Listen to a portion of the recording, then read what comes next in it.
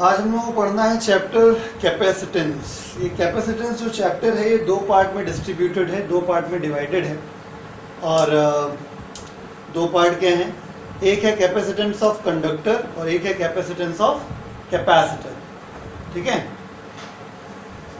तो सबसे पहली बात तो हम लोग इस चैप्टर को इससे पहले शुरू करें, हम आपको एक बात बता देते हैं, कंडक्टर क्या चीज़ होती है। ठीक है, चैप्टर का नाम है कैपेसिटेंस, चैप्टर का नाम कैपेसिटेंस। इसमें सबसे पहले इंपॉर्टेंट ये जानकारी कि कंडक्टर क्या चीज़ है। हमने इलेक्ट्रोस्टैटिक्स में आपको पढ़ाया भी था कि कंडक्टर क्या होता है। कंडक्टर वो मटेरियल होता है जिसमें बहुत सारे फ्री इलेक्ट्रॉन्स होते हैं, ये भी आपने 9-10 में सुन रखा है। और आपने ये भी सुन रखा है कि कंडक्टर वो मटेरियल होता है जिसके सरफेस पे चार्ज रिसाइड करता है, यानी conductor can store electric charge on its surface. आई बात समझ में? इसका मतलब ये हुआ कि कंडक्टर, जो मेन बात है जो इस चैप्टर में हमें यूज करनी है वो यही है कि कंडक्टर ऐसा मटेरियल होता है जिसके सरफेस पे चार्ज स्टोर हो जाता है। ठीक है, तो conductor is a material which can store electric charge on its surface। यानी एक बात तो तय हो गई कि कंडक्टर एक ऐसा मटेरियल होता है जिसके सरफेस पे चार्ज को स्टोर किया जा सकता है। यानी जिस प्रकार से पानी को स्टोर करने के लिए पानी की टंकी होती है, वैसे ही चार्ज को स्टोर करने के लिए हम कंडक्टर का इस्तेमाल कर सकते हैं। ठीक है, तो कैपेसिटेंस चैप्टर में रोल कंडक्टर का ही सबसे बड़ा है, इस वजह से शुरुआत मैंने कंडक्टर से ही करी है। कंडक्टर क्या होता है? कंडक्टर एक ऐसा मटेरियल होता है जिसके सरफेस पे चार्ज को स्टोर किया जा सकता है। यानी जितना बड़ा सरफेस होगा उतना ही ज़्यादा चार्ज को स्टोर किया जा सकेगा। आई बात समझ में? तो कैपेसिटेंस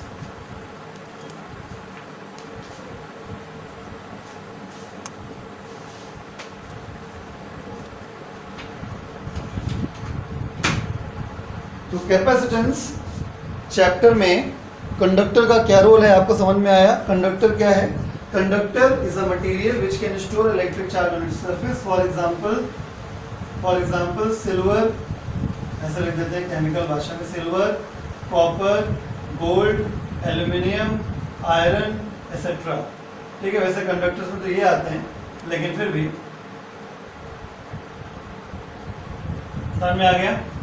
तो कैपेसिटेंस फिर क्या चीज है? कैपेसिटेंस किसी कंडक्टर का कैपेसिटेंस इस बात को रिप्रेजेंट करता है कि कितना ज़्यादा चार्ज को उसके सरफेस पे स्टोर किया जा सकता है। मतलब अगर कैपेसिटेंस किसी कंडक्टर का ज़्यादा है तो इसका मतलब उसके ऊपर ज़्यादा चार्ज स्टोर किया जा सकता है, और किसी कंडक्टर का अगर कैपेसिटेंस कम है तो इसका मतलब कम चार्ज स्टोर किया जा सकता है। बहुत सीधी सी बात है। आई बात समझ में? तो आपको समझ में आया? तो चैप्टर का नाम है कैपेसिटेंस। कैपेसिटेंस के अंदर हमने आपको पहली हेडिंग बताई कंडक्टर। कंडक्टर वो मटेरियल होता है जिसके सरफेस के ऊपर हम चार्ज को स्टोर कर सकते हैं। यानी किसी कंडक्टर को इस्तेमाल किया जा सकता है as a charge holding device, और किसी कंडक्टर का या और इसके आगे अगर ये थोड़ा सा और लॉजिक लगा लिया जाए तो एक बात और समझ में आ जाती है कि जितना बड़ा कंडक्टर होगा चार्ज उतना ही ज़्यादा उसके ऊपर स्टोर किया जा सकेगा।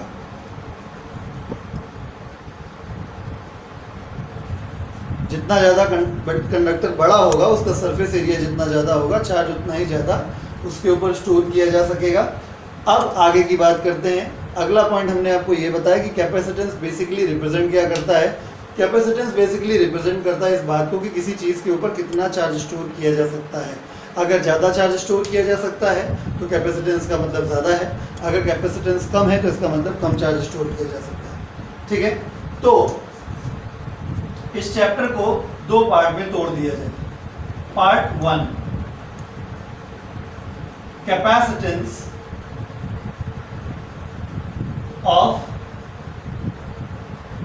Conductor, capacitance of conductor, conductor का कैपेसिटेंस।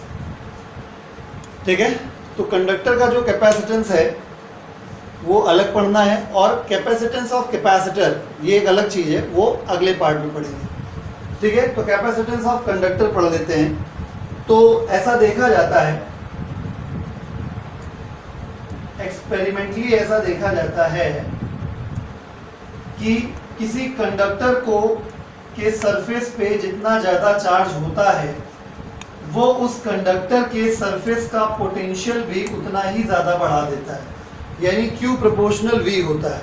यानी अगर किसी कंडक्टर पे आप जितना ज़्यादा चार्ज देते हैं उस कंडक्टर के सरफेस का पोटेंशियल भी उतना ही ज़्यादा बढ़ जाता है। ठीक है, अगर साइन ऑफ प्रोपोर्शनलिटी हम लोग यहाँ बढ़ा दें, सॉरी साइन ऑफ प्रोपोर्शनलिटी अगर यहाँ पे हटा दें तो इक्वल लगाने के बाद एक कांस्टेंट आएगा, इसे C से रिप्रेजेंट करते हैं, बाकी सब कुछ वैसे लिखा रहने दीजिए।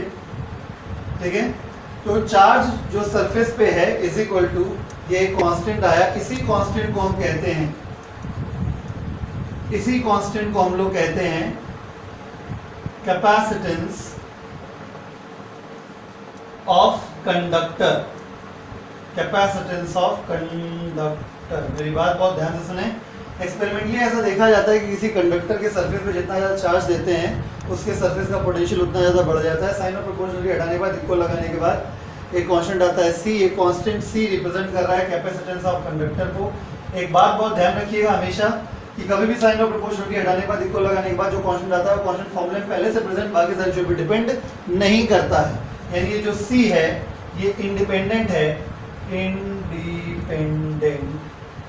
Independent of Q and V। यानी कंडक्टर पे आपने कितना चार्ज दिया है कोई फर्क नहीं पड़ता, कंडक्टर का पोटेंशियल कितना बढ़ गया है कोई फर्क नहीं पड़ता। यानी कुल मिला के बिल्कुल उसी तरीके समझिए कि टंकी की जो कैपेसिटी होती है, टंकी की कैपेसिटी इस बात पे बिल्कुल डिपेंड नहीं करती कि तुमने कौन सी कंपनी का सबमर्सिबल पंप लगवाया है।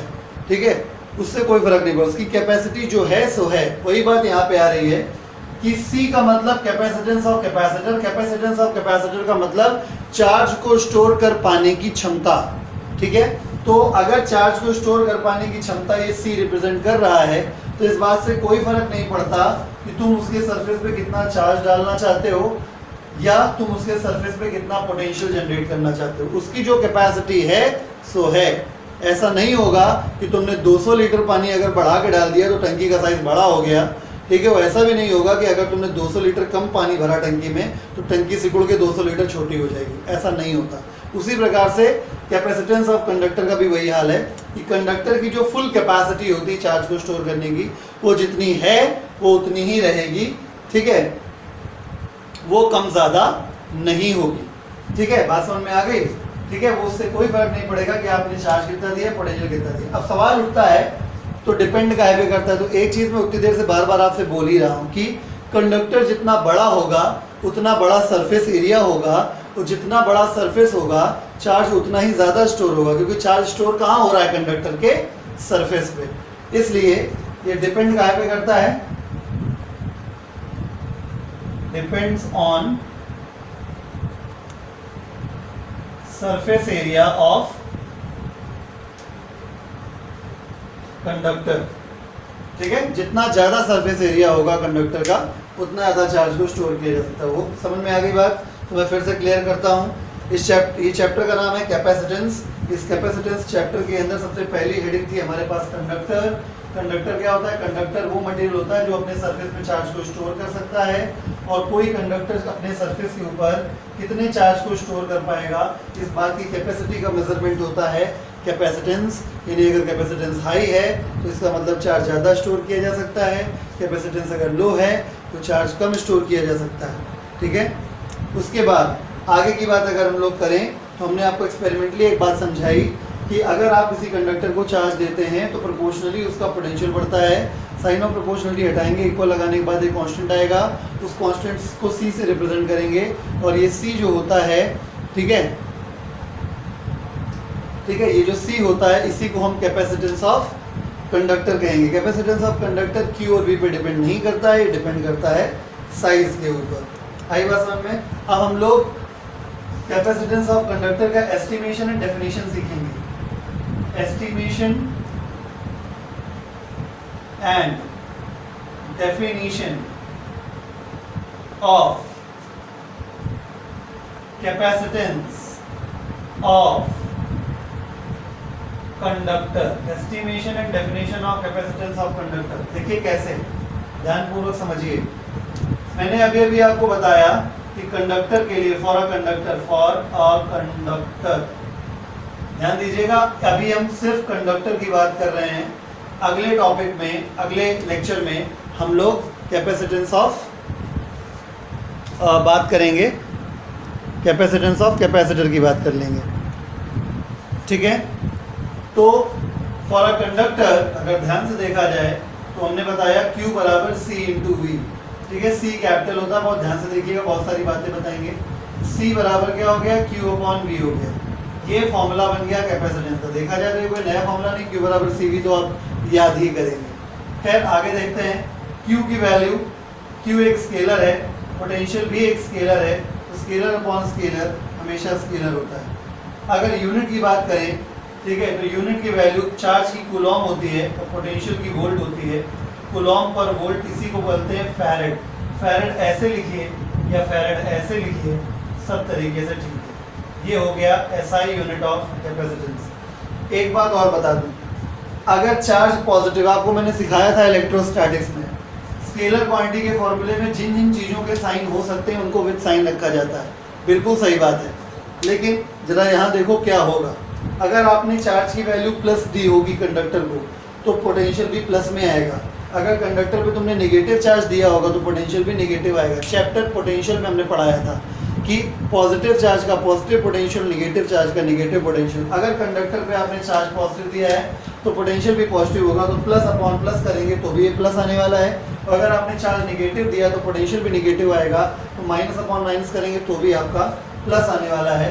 तो इसका मतलब ये हुआ कि कैपेसिटेंस जो होगा वो हमेशा पॉजिटिव ही आएगा, इसमें कोई शक नहीं है। अब बात आती है डेफिनेशन की। डेफिनेशन अगर बनाई जाए तो फॉर डेफिनेशन बहुत सिंपल सी चीज़ है।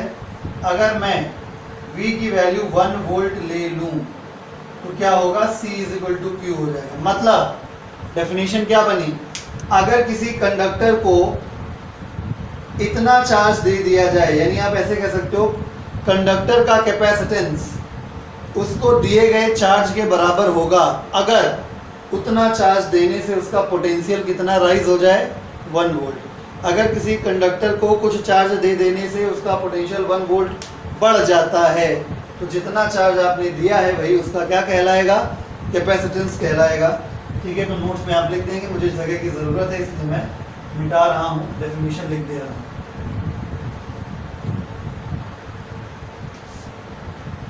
तो capacitance of a conductor is defined as the charge given to the conductor so that the potential of conductor increases by 1 volt. The capacitance of conductor is defined as the charge given to the conductor so that the potential of conductor increases by 1 volt. आई बात समझ में?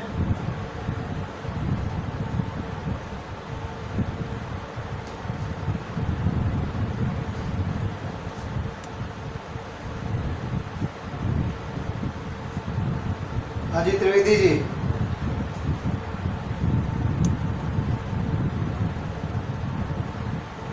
Join कर गए? Mic खोलिए जरा।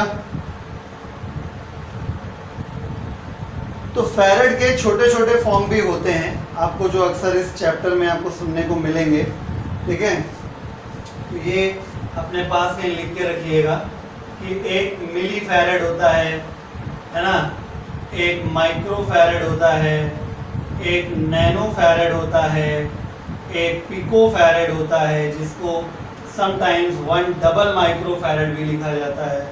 तो मिली का मतलब सबको पता होना चाहिए 10 टू द पावर -3, माइक्रो मतलब 10 टू द पावर -6, नैनो मतलब 10 to the power -9, double micro यानी पिको का मतलब 10 to the power -12 farad etcetera. तो ये छोटे छोटे फॉर्म्स हो गए फैरेड के जो यूज किए जाते हैं, ठीक है। अब एक और रिसर्च करने लायक मुद्दा है अपने पास।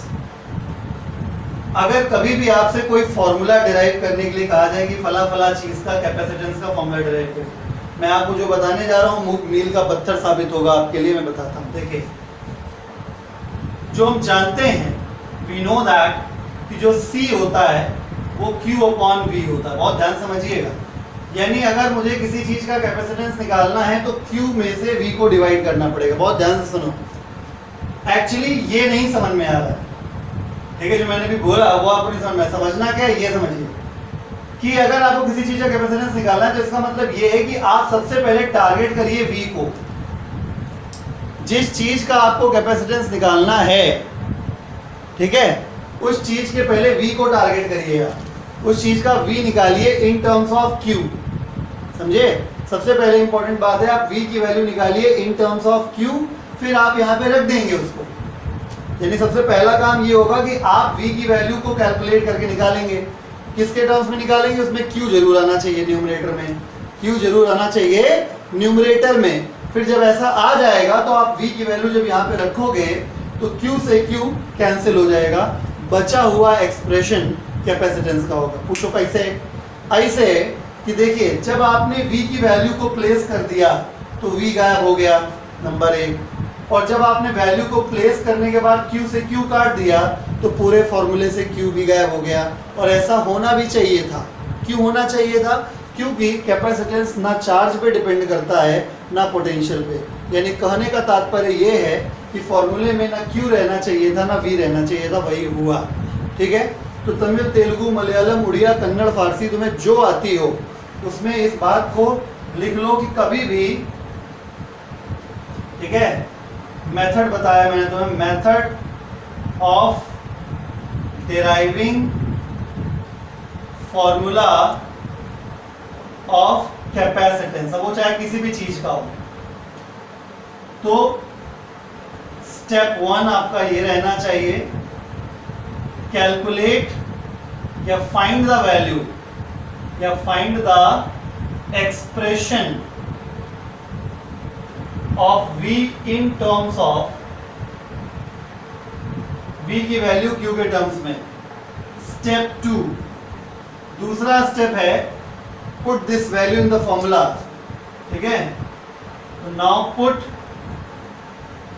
The obtained value of V got in first step, got in step 1 in the formula C is equal to Q/V। और तीसरा और फाइनल स्टेप यही होगा, क्या? By calculation Q will be cancelled out and hence remaining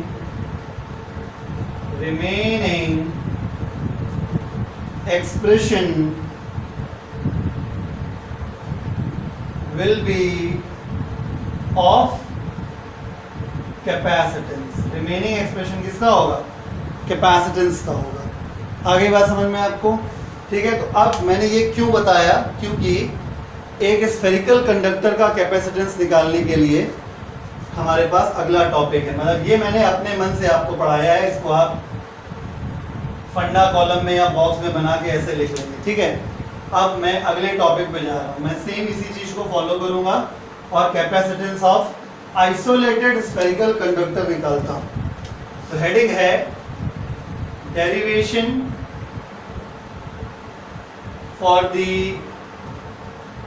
expression of isolated spherical conductor. देखिए, सबसे पहली बात, कंसीडर द सिचुएशन। हमारे पास एक स्फीयर है, स्फीयर की रेडियस कैपिटल आर ले लेते हैं, क्यू चार्ज फैला हुआ है इसके सरफेस पे। तो गुरुजी ने क्या सिखाया, पहला स्टेप क्या होना चाहिए? सबसे पहला स्टेप होता है सरफेस पर v की वैल्यू निकालना। तो स्फेरिकल कंडक्टर के लिए v का वैल्यू पता होता है। v की वैल्यू सरफेस पे जो होती है वो होती है 1/4 pi epsilon naught q upon r। अगर आपको नहीं आता तो इसको याद कर लीजिए, ठीक है? ये अंडरस्टूड है। कैपिटल आर अगर लगा है तो अंडरस्टूड है कि ये पोटेंशियल कहाँ निकाला गया, सरफेस पे निकाला गया। तो आपका पहला स्टेप तो तुरंत पूरा हो गया। v की वैल्यू आपका सीधा सीधा q के टर्म्स में है, पहले से ही मौजूद। अब क्या करना है, दूसरे स्टेप पे आना है। तो putting this value in c is equal to q upon v को उठा के यहाँ रखते हैं तो क्या पाएंगे, c is equal to q upon 1/4 pi epsilon naught q upon r। ये ऊपर जाएगा लेकिन q से q कैंसिल भी हो जाएगा। दूसरा स्टेप मैंने यही कहा था कि आप जब रखेंगे तो q और q कैंसिल हो जाएगा।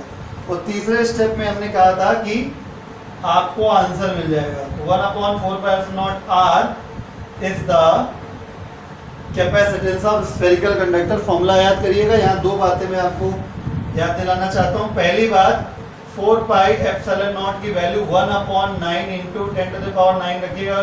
धोखे में इसकी भी वैल्यू तुम 9 इंटू 10⁹ ही रख दो, ठीक है? क्योंकि 1/4 पाई एप्सिलॉन नॉट की वैल्यू 9 इंटू 10⁹ होती है, ठीक है? तो यूनिट न्यूटन मीटर स्क्वायर पर कूलॉम स्क्वायर होता है, तो माइनस उसको कर दो प्लस, ये यूनिट हो गया। दूसरी बात जो और यहाँ पे समझ में आ रही है वो ये है कि कैपेसिटेंस और रेडियस जो है डायरेक्टली प्रोपोर्शनल है। यानी कंडक्टर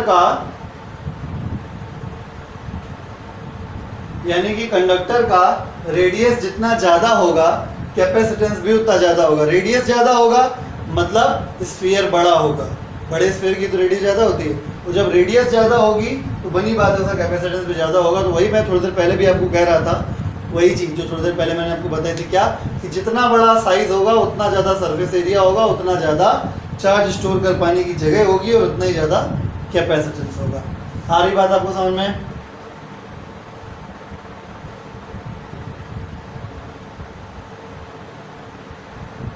ठीक है।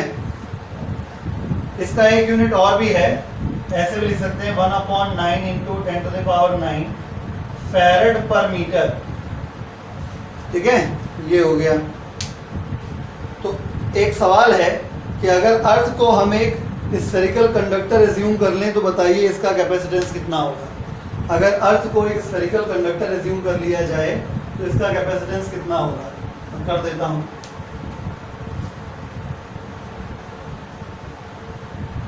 क्वेश्चन है, if earth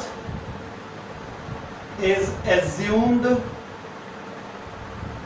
to be an isolated मतलब जिसका और किसी चीज से संबंध नहीं है, ना बाहर से उसमें कुछ आ रहा है ना अंदर से बाहर जा रहा है। If earth is assumed to be an isolated spherical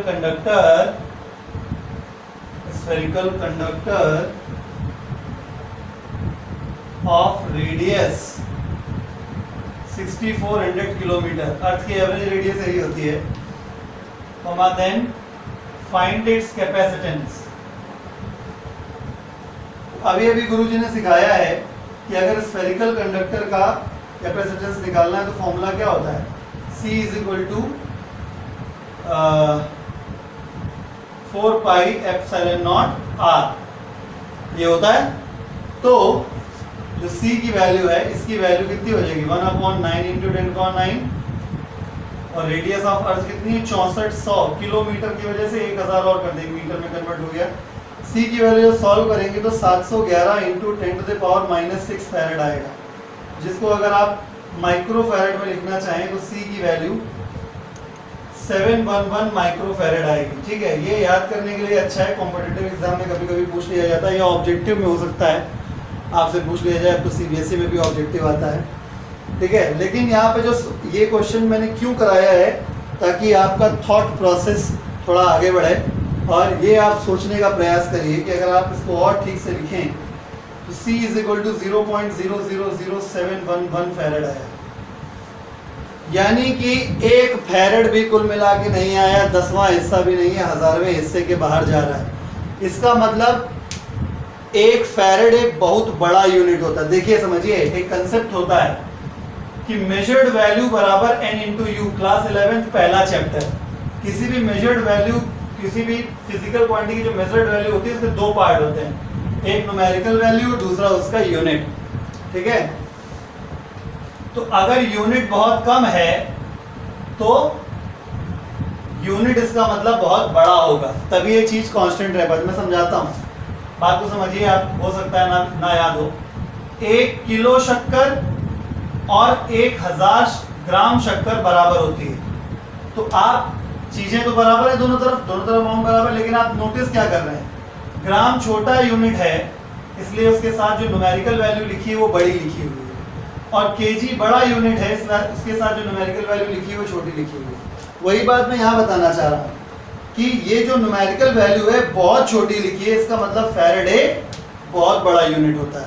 मतलब इतना बड़ा यूनिट है कि पूरी अर्थ को, पहली बात तो कंडक्टर होती नहीं है पूरी अर्थ, ठीक है, पूरी बात स्फेरिकल भी नहीं होती है, लेकिन सब कुछ आइडियल मानने के बावजूद भी हमने जब कैलकुलेट करके निकाला है तो कुल मिला के 1 फैरेड भी नहीं आ पाया। इसका मतलब फैरेड एक बहुत बड़ा यूनिट होता है। आई बात समझ में? पॉइंट नंबर 1, यहाँ पे जो कंक्लूजन निकला इस क्वेश्चन के माध्यम से, पहला कि farad is a big unit of capacitance. ठीक, दूसरा पॉइंट क्या निकल के सामने आया कि जब हमने पूरी अर्थ को आइडियली एक स्फेरिकल मान के कैपेसिटेंस कैलकुलेट किया तो एक चुन्नू सा कैपेसिटेंस आया।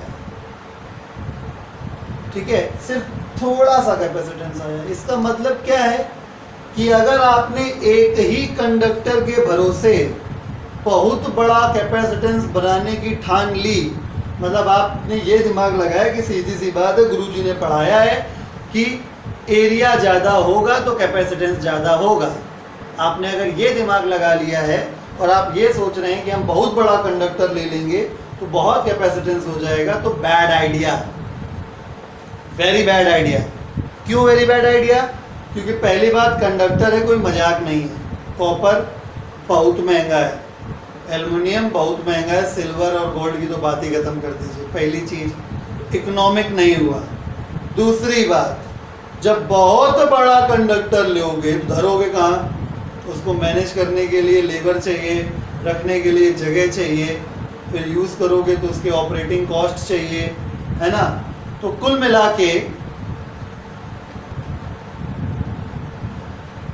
ठीक है, कुल मिला के एक बात तय हो जाती है कि आप किसी भी स्थिति में ये दिमाग में ना रखें कि एक ही कंडक्टर को हम खूब बड़ा साइज का कंडक्टर ले लें और खूब बड़ा साइज का कंडक्टर लेने से खूब ज़्यादा कैपेसिटेंस क्रिएट कर पाएंगे, तो ये चीज़ पॉसिबल नहीं है।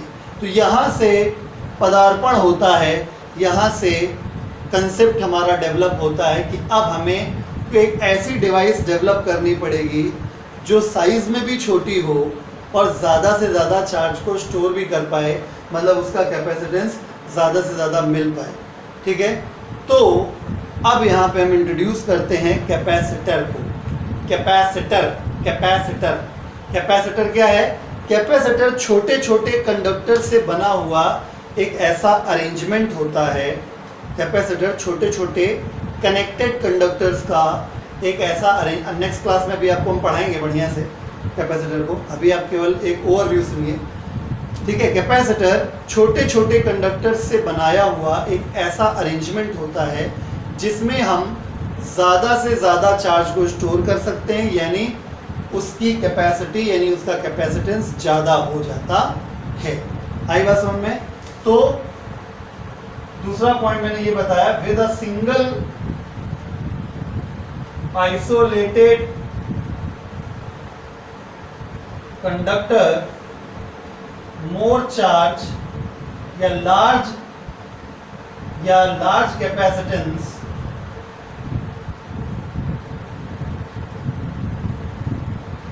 Can not be obtain. केवल एक कंडक्टर को बहुत बड़ा साइज अगर आप लेके खूब बड़ा कैपेसिटेंस निकालने की सोच रहे हैं तो it is a bad idea. इसके लिए इसकी जगह पे हमको क्या करना पड़ेगा, छोटे छोटे कनेक्टेड कंडक्टर से मिलाकर एक नई असेंबली बनेगी, एक नई डिवाइस बनेगी जिसे हम कहते हैं कैपेसिटर। तो it will be discussed on the next lecture, ठीक है, क्योंकि अब वो इस चैप्टर के पार्ट 2 में आएगा। पार्ट 1 खत्म हो गया, पार्ट 2 आएगा।